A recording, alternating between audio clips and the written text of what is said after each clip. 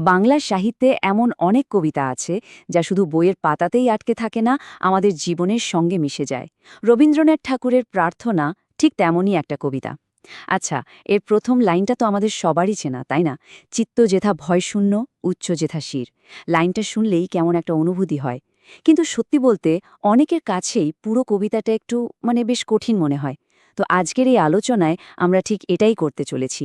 কবিতাটার প্রত্যেকটা স্তর, প্রত্যেকটা লাইন ধরে ধরে এমনভাবে বুঝব যাতে এর গভীর অর্থটা একদম সহজ হয়ে যায়। এই যে লাইনটা চিত্ত যেথা ভয়শূন্য উচ্চ যেথা শির, এটা আমাদের কতটা অনুপ্রেরণা দেয়, তাই না? কিন্তু এই কথাগুলোর পেছনে যে বিশাল একটা ভাবনা লুকিয়ে আছে, কবিতার যে আসল গভীরতা, সেটা বুঝতে গেলেই অনেক সময় একটু জটিল লাগে। চিন্তা নেই, আজকের এই আলোচনা শেষে কথা দিচ্ছি কবিতার প্রত্যেকটা ভাবনা জলের মতো পরিষ্কার হয়ে যাবে। তো কবি যে বারবার বলছেন স্বাধীনতার স্বর্গর কথা, এই স্বর্গ জিনিসটা আসলে কি? রবীন্দ্রনাথ ঠিক কেমন একটা দেশের স্বপ্ন দেখছিলেন? কোন কোন জিনিস থাকলে একটা দেশ তার চোখে স্বর্গ হয়ে উঠবে? চলুন এই প্রশ্নগুলোরই উত্তর খুঁজি। আমরা একদম কবিতার ভেতর ঢুকে লাইন ধরে ধরে দেখব কবি কি বলতে চেয়েছেন। কবিতার গভীরে ঢোকার আগে চলুন এর পেছনের গল্পটা একটু জেনে নিই। কবিতাটা কবে লেখা হলো, কোথায় ছাপা হলো, এই ব্যাপারগুলো এগুলো জানা কিন্তু খুব জরুরি। কারণ একটা কবিতার জন্ম পরিচয় জানলে তার আসল অর্থটা বোঝা অনেক সহজ হয়ে যায়। এই টাইমলাইনটা একটু খেয়াল করুন। ব্যাপারটা বেশ মজার। কবিতাটা প্রথম ছাপা হয় ১৯০১ সালে নৈবেদ্য নামের কাব্যগ্রন্থে। এরপর অনেক বছর পর ১৯১২ সালে রবীন্দ্রনাথ নিজেই এর ইংরেজি অনুবাদ করেন, আর সেটা জায়গা পায় তার বিখ্যাত গীতাঞ্জলিতে। আর তারপরের ঘটনা তো ইতিহাস। ঠিক পরের বছর ১৯১৩ সালে এই গীতাঞ্জলির জন্যই তিনি নোবেল পুরস্কার পান। একবার ভাবুন তো, ভারতের জন্য লেখা একটা ছোট্ট প্রার্থনা সেটা সারা পৃথিবীর কাছে পৌঁছে গেল। আচ্ছা, কবিতার পেছনের গল্প তো জানা হলো। এবার চলুন একদম মূল কবিতার ভেতরে ঢোকা যাক। পুরো কবিতাটা যদি ভালো করে দেখি তাহলে বোঝা যায় এটা আসলে কতগুলো প্রার্থনার একটা তালিকা। কবি ঈশ্বরের কাছে চাইছেন তার দেশটা যেন ঠিক এমন হয়। তো বোঝার সুবিধার জন্য আমরা কবির এই স্বপ্নটাকে ৩টে ভাগে ভাগ করে নেব। চলুন দেখে নিই সেই ভাগগুলো কি কি। কবির প্রথম স্বপ্নটা হলো দেশের সমাজটাকে নিয়ে। তিনি কি চাইছেন? প্রথমত এমন একটা দেশ যেখানে মানুষের মনে কোনো ভয় থাকবে না, পরাধীনতার ভয় বা অন্য কোনো ভয়ে কেউ গুটিয়ে থাকবে না, সবাই মাথা উঁচু করে বাঁচবে। দ্বিতীয়ত তিনি বলছেন জ্ঞান যেথামুক্ত। এর মানে হল জ্ঞান বা শিক্ষা সবার জন্য খোলা থাকবে। গরিব, বড়লোক, ছেলে, মেয়ে, জাতপাত এই সব কিছুর ঊর্ধ্বে উঠে সবাই পড়ার সুযোগ পাবে। আর তৃতীয়ত তিনি বলছেন গৃহের প্রাচীরের কথা। এই গৃহের প্রাচীর মানে কি? মানে হলো আমাদের মনের ভেতরের ছোট ছোট দেয়ালগুলো। এই যেমন জাতের ভেদ, ধর্মের ভেদ, এক রাজ্যের সঙ্গে অন্য রাজ্যের ভেদ। কবি চান এই দেয়ালগুলো যেন আমাদের দেশকে টুকরো টুকরো করে না দেয়। তো সমাজটা কেমন হবে সেটা তো গেল। এবার কবির দ্বিতীয় স্বপ্নটা হলো দেশের মানুষজনকে নিয়ে।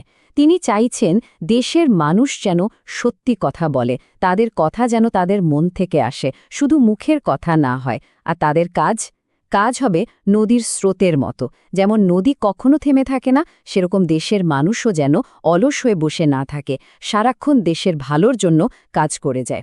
একটা কর্মঠ, সৎ মানুষের দেশ। এখন আমরা কবিতার সবচেয়ে শক্তিশালী একটা উপমা বা তুলনার কাছে এসেছি। দেখুন, কবি এখানে দুটো জিনিসের তুলনা করেছেন। একদিকে আছে তুচ্ছ আচার, অর্থহীন কুসংস্কার বা অন্ধবিশ্বাস, আর অন্যদিকে আছে বিচার বুদ্ধি বা যুক্তি দিয়ে ভাবার ক্ষমতা। কবি বলছেন কুসংস্কার হলো মরুভূমির বালির মতো। কেন? কারণ মরুভূমিতে যেমন একটা পরিষ্কার জলের নদী হারিয়ে যায়, বালি সব জল শুষে নেয়, ঠিক তেমনি কুসংস্কারও আমাদের যুক্তিবুদ্ধিকে শুষে নেয়, আমাদের চিন্তার পথটাকে আটকে দেয়। আর ঠিক এখান থেকেই আসছে কবির তৃতীয় এবং শেষ স্বপ্নটা। তিনি চাইছেন দেশের মানুষ যেন ওই কুসংস্কারের মরুভূমিতে হারিয়ে না যায়। তাদের সমস্ত কাজ, সমস্ত ভাবনাকে যেন চালনা করে যুক্তি। কোনো কিছু অন্ধভাবে বিশ্বাস না করে যুক্তি দিয়ে বিচার করে সেই পথে চলা। কারণ ওই অন্ধ অভ্যাসের দাসত্ব থেকে বেরিয়ে আসতে পারলেই একটা দেশ উন্নতি করতে পারে। তাই কবি কুসংস্কারের শুকনো মরুভূমি চান না, তিনি চান যুক্তির পরিষ্কার এক নদী।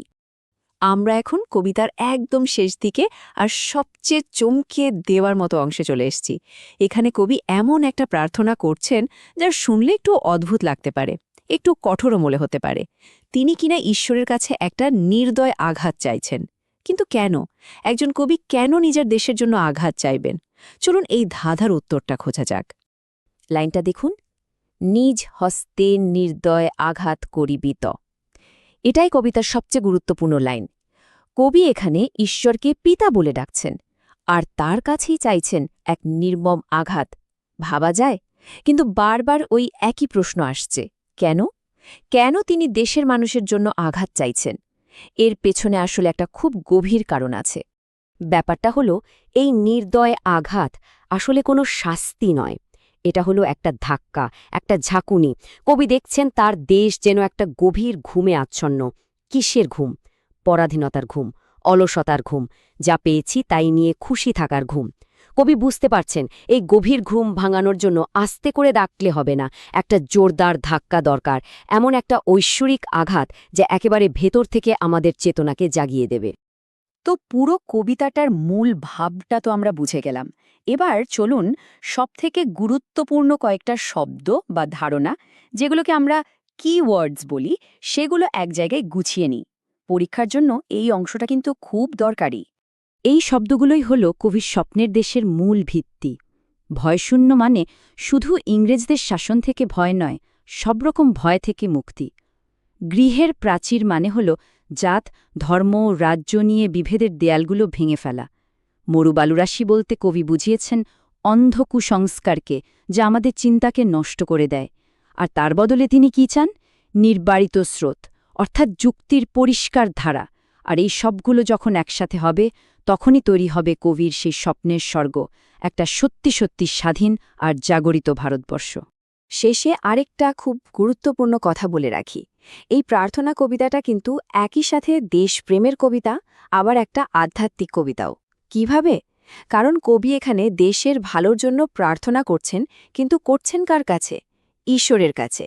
এই যে দেশের কথা আর ঈশ্বরের কথা একসাথে মিশে গেছে, এটাই কবিতাটাকে একটা অন্য মাত্রা দিয়েছে। এর গঠন আর গভীর চিন্তাভাবনা অনেকটা সনেটের মতো।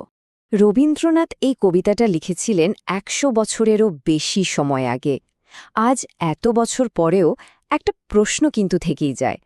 কবি যে ভয়হীন, জ্ঞানমুক্ত, বিভেদহীন একটা দেশের স্বপ্ন দেখেছিলেন, আমরা সবাই মিলে কি সত্যিই সেই স্বাধীনতার স্বর্গে পৌঁছাতে পেরেছি? এই প্রশ্নটা আমাদের নিজেদেরকেই করতে হবে। আর এই প্রশ্নটা করা যায় বলেই হয়তো এই কবিতাটা আজও এত প্রাসঙ্গিক।